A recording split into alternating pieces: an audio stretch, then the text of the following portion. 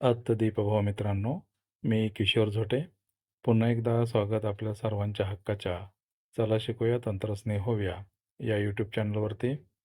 आज आपण माहिती करून घेणार आहोत NPCI या पोर्टलवरून आपल्या इतर बँकेमध्ये जर आधार सीडिंग झालेलं असेल, तर ते आधार सीडिंग आपण ऑनलाईन पद्धतीने आपल्या पेमेंटच्या बँकमध्ये कशा पद्धतीने करणार आहोत.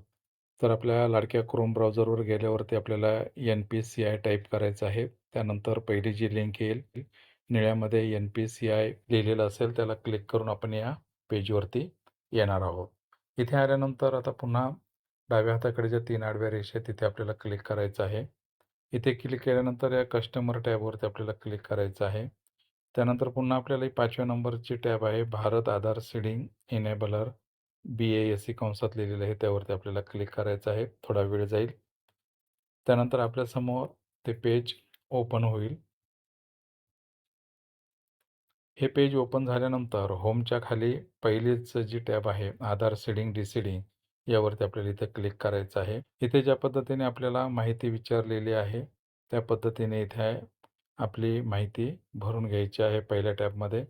त्यानंतर रिक्वेस्ट फॉर आधार, तर इथे सीडिंगवरती क्लिक करून घ्यायचं आहे. त्यानंतर इथे सिलेक्ट युअर बँक, आपलं पेमेंट ज्या बँकमध्ये होत आहे ती बँक आहे तिथून आपल्याला निवडायची आहे. इथे क्लिक केल्यानंतर सर्व बँक आपल्याला दिसतील. आपली पेमेंटची जी बँक असेल ती आपण निवडून घ्यायची आहे. त्यानंतर सीडिंग टाइप इथे 3 दिलेले आहेत. आपल्याला सगळ्यात शेवटचं तिसरं घ्यायचं आहे. Movement from one bank to another bank, या गोलला आपल्याला क्लिक करायचं आहे. त्यानंतर 2 ठिकाणी आपल्याला इथे आपला अकाउंट नंबर टाकायचा आहे.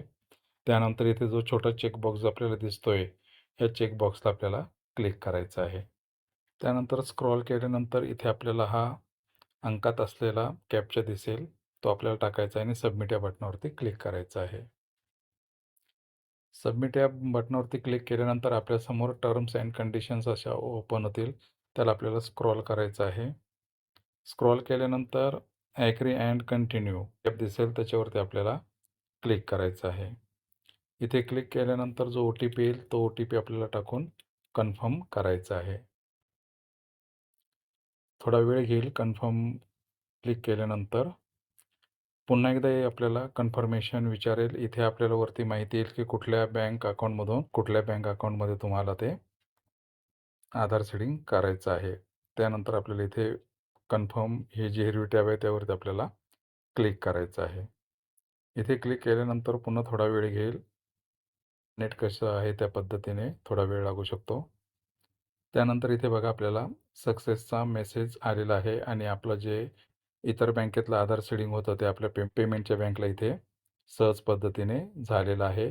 तर अशा पद्धतीने आपण घरबसल्या ऑनलाईन या पोर्टलवरतून आपलं आधार सीडिंग जे आहे ते पेमेंटच्या बँकला करू शकतो. तर या छोट्याशा व्हिडिओमध्ये एवढंच. भेटूत पुन्हा नवीन माहितीसह. तोपर्यंत जय तंत्रज्ञान.